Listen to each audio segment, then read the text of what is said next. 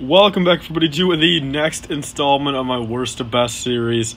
And yeah, guys, this is going to be over all the 2012 sets. There are 17 of them. If you guys are new to the series, I do not go over the UCS sets and polybags and promos. There's really no point. At that point, it's really getting all diversified, and there's gonna be of course a lot of UCS sets at the top, polybags at the bottom, just kind of how it works out. And I figured again, it's been a while since I've done the 2011 or the previous ones, but I'm gonna get back into this, guys. I'm gonna finish off all the years and pretty much probably call this series a just kind of call it a wrap, not really have to do it any other time. But I'm already 12 years in. I figured I'd just do 2012 through 2019 and 2020, and then kind of call it a wrap at that point. So yeah, guys, let's get into this. At number 17, we have set number 9498, the Saesee Tiin's Jedi Starfighter, and I put this at the last, at the bottom here. It's $30, for a Jedi Starfighter. That is a little high in my opinion. It's not really something that we really asked for. Of course, all three of the minifigures are exclusive and really cool. Evan Peel, a Jedi we probably would have never gotten otherwise, but I feel like it's one of those that if we would have gone without it, we would have really never asked for, and we would have never asked for like an Evan Peel. And Saesee Tiin, did technically come out in the Palpatine's arrest in this year as well, which actually that's kind of weird. I just realized we got a Clone Wars version of him and a episode 3 version of them in the same year. That's kind of cool. But yes, that's why I put this one at the bottom, just kind of the most kind of irrelevant set of the year.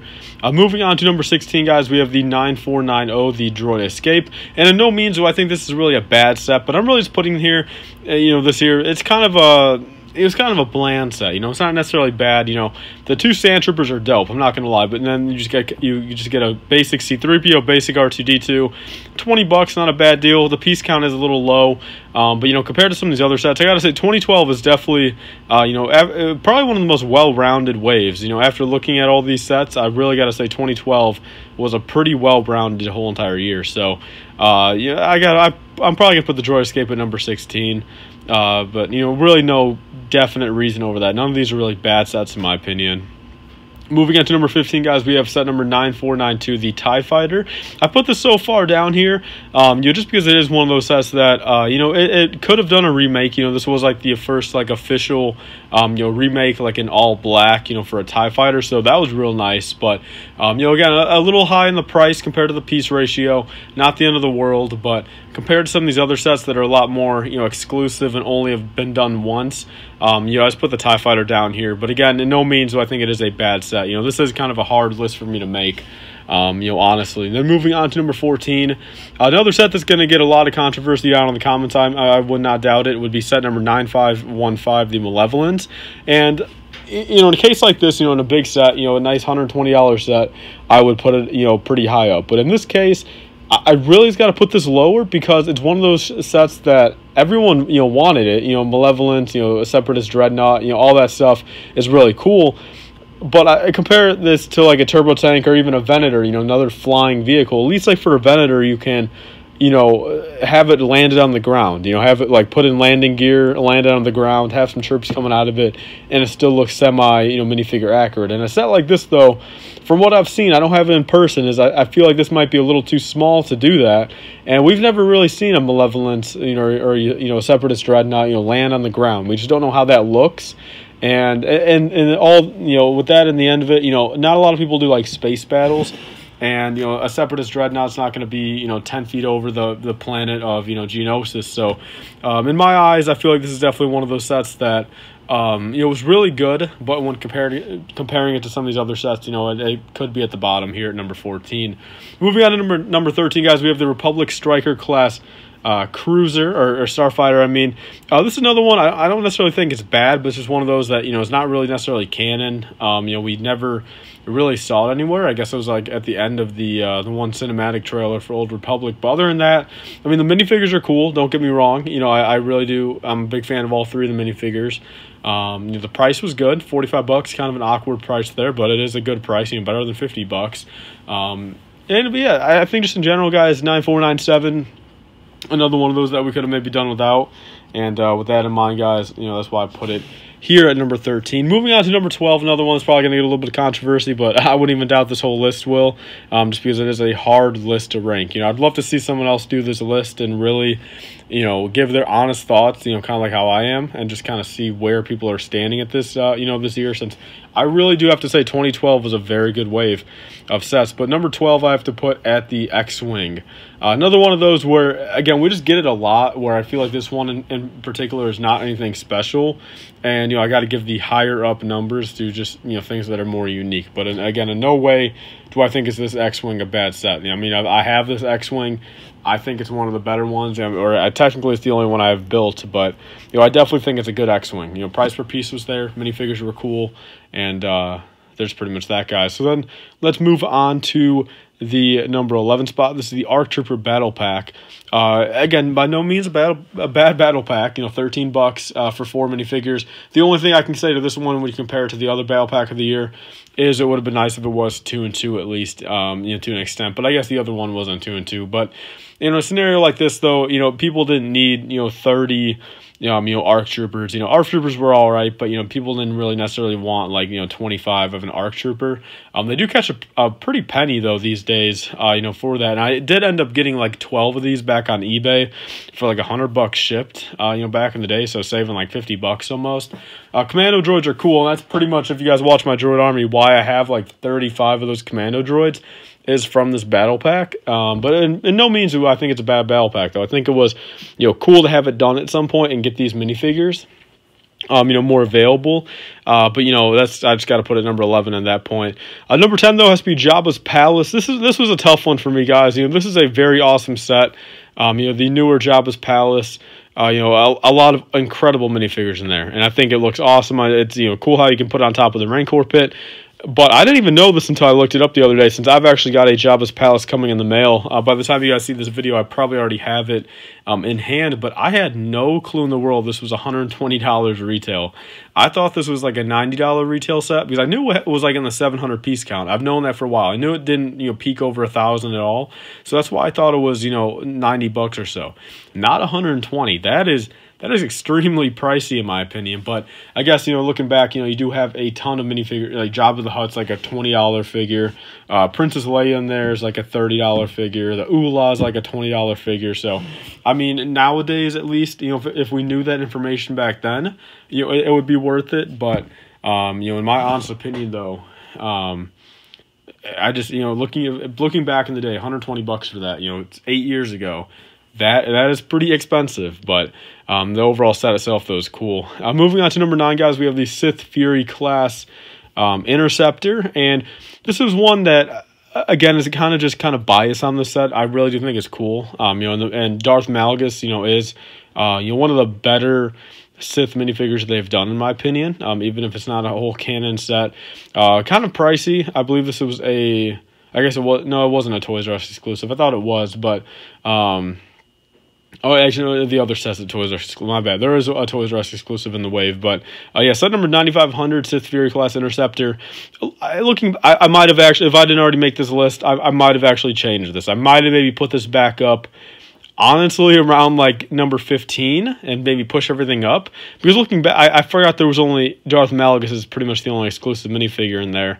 And yeah, and I don't know. I should have put this a little farther down on the list, but there's pretty much my thoughts on that, guys. Moving on to number 8, we have the Gungan Sub, which set numbers 94 and 99, $70, a tad pricey for the piece count, but I guess that can be justified by at the time it was a new Qui-Gon, a new Obi-Wan, and then also a Padme Amidala, Queen outfit. That goes for the price of the set now, pretty much. So I guess looking back, you can't really complain at that retail price, and I think it's cool. The Gungan Sub's definitely a fan favorite of mine. I love all the prequel stuff. I would not mind getting it. That's what a lot of you guys thought I did get when I said I got my favorite prequel set, or my favorite Episode 1 set. But it ended up being the Anakin and Sebulba's Pod Racer instead. You guys already saw that in a couple other videos. So there's number 8, guys. Moving on to number 7, we have the Desert Skiff. And this is a very cool, well-rounded set. For 30 bucks, or for 25 bucks, you get 4 awesome minifigures. You get Luke, you get Lando, you get Boba, and you get an awesome exclusive pirate on the set. And you get the Sarlacc and Desert Skiff. Price per piece is right there, and 4 minifigures. And I think overall, that was a very cool set. I mean, for 25 bucks, I think anyone all day would buy that, even on the shelves these days. Moving on to number 6, guys, we have the Endor Trooper Battle Pack. This is what I was getting at earlier, the 2 and 2. But I guess this is a little bit more usable than the other one. That's why this is a couple higher, spots on the list. 2 Endor Troopers, even though they're different, it's pretty much the same thing, just armable Endor Troopers, a little bit of variety.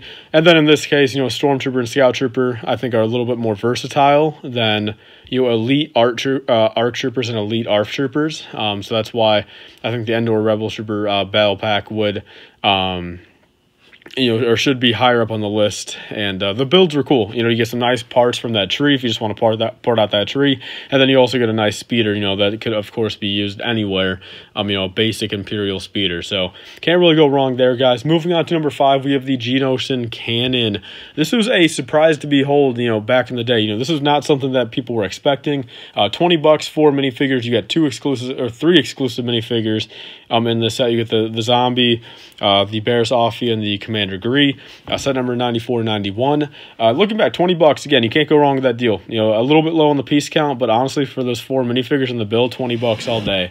I would be fine with that. Even nowadays, and I've got like 8 of them. From all those silly Geonosian mocks I tried to make back in the day. I've got like 6 or 8 of them, so not too bad. My Commander Gree is very cool. I'm a big fan of those clones that they used to make but not make anymore, and probably won't even make for the summer, which makes absolutely no sense. But I guess Lego can run their own company. Who am I to say anything? Moving on to number 4, guys, we have the Anakin's Jedi Interceptor 9494. This was exclusive to Target. I do remember this one. This was a very just like interesting set in my opinion. We haven't had a green Anakin Jedi Interceptor, since then or before then. Came with Obi-Wan, Anakin, very cool printing on both of them. Exclusive Nute Gunray, R2-D2, security droid, and 2 of those Mustafar droids that Anakin and Obi-Wan fought on. I mean, 40 bucks, it was a tad pricey, I'm not going to lie, but I really do think, this was just one of those sets that really justified it. I think, look, if you got home and built this, 5 minifigures, and those you could actually battle Obi-Wan and Anakin, and then play with the Interceptor. I think that's a very cool amount of play value for your money. So and again, it's a fan favorite, pretty big prequel guy here, so that's why I got to give that the number 4 spot. Moving on to number 3, we have the Y-Wing. And I put this above the X-Wing and the TIE Fighter. I get it's the same thing where you get a Y-Wing every couple of years, but it's something about this one. I think this Y-Wing genuinely might even be better than the Rogue One version. I got both of them right behind me over here, and I really do have that opinion about it. And this was actually a Toys R Us exclusive for that year as well. 3 minifigures, 50 bucks, kind of the trend for these sets here. Those 3, X-Wing, Y-Wing, TIE Fighter. But that Princess Leia is very cool. I'm not going to lie, that Princess Leia is awesome. The Astromech droid's awesome. And just something about this, in my opinion, I think the Y-Wing has just more of a special touch to it compared to the X-Wing and TIE Fighter of the year. So that's number 3, guys. Moving on to number 2, we have the Vizsla's Mandalorian fighter, 95.25 to 50 bucks, 3 minifigures, 403 pieces. That's a very odd trend. A lot of these sets came with 3 minifigures this year. I don't know why. This was exclusive to Walmart. I don't really remember ever seeing this on shelves. I was collecting back then, but I guess I didn't really remember seeing this one. But of course, with the new season coming out, this is not, this is one that definitely people are paying a premium for. Vizsla is like a $40 figure. Even the classic Mandalorian is pretty expensive right now.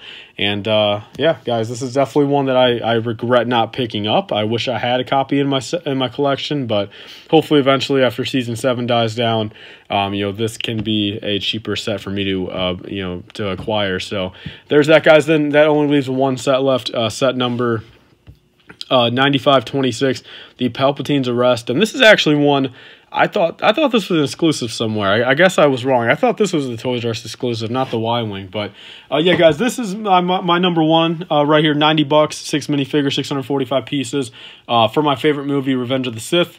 And again, in general, I think you got so much right here for your money. You know, $90, it's a little high, you know, for a toy, I guess, you know, in any regard, any brand. But, you know, you get 6 awesome, all-exclusive minifigures, and you get, you know, Anakin ship, you get the entire, you know, you can recreate the entire, you know, duel right there, you know, between the Jedi and the Senate. And overall, I mean, it's fantastic. I mean, they really outdid themselves with this set. I mean, these minifigures catch a premium price these days. I mean, the minifigures themselves, I mean, $100 or more. I mean, for all 6 of these guys right now, easily $100. I mean, that Agent Kohler in there goes for what, $40, I think, $45 just by himself. So it's pretty crazy. You know, this is definitely one I want to get pretty soon here. I do have the Palpatine, the Mace Windu, and the Anakin already. And technically, I mean, the Kit Fisto. Oh, actually, no, the Kit Fisto is exclusive anyway, so I don't have him. But I definitely want to get at least the, you know, the actual build of it. Of this set pretty soon here. You know, it's definitely high up on my list, but again, it does catch a pretty penny, you know, at least like $80-$90, and then of course anything with the figures or anything sealed, I mean, you're looking at $350 to $500. So I mean, that's of course, you know, a little out of my price range and a little out of my liking. There's a lot of other stuff I can get for that money, but with that in mind, guys, that is my worst to best overall the 2012 sets. Hopefully you guys enjoyed. I know I used to do this series hardcore, and it used to do really well on my channel, and then I just kind of fell off. You know, didn't really do these that often. They're kind of long to make and, you know, kind of time consuming to edit, but figured I'd bring this one back for the weekend. And yeah, I'll see you guys all in the next one. 2013 might be coming out maybe 2 weekends from now. I'll see how this one does, and pretty much that'll motivate me to do the next one or not. So yeah, guys, with that all in mind, I want to thank you guys all for watching. Please remember to comment and subscribe. Stay tuned for more. See you guys later. Bye, guys. Say 5% off on your next LEGO purchase. Be sure to use code LIFEBRICK. That's capital L-I-F-E BRICK at republicbricks.com for 5% off your next order. It'll pretty much pay for your shipping or get you a couple dollars off. They sell old LEGO minifigures, sets, mystery boxes, and more. I've got a couple of videos on my channel showing the products, so be sure to use code LIFEBRICK on your next order for 5%.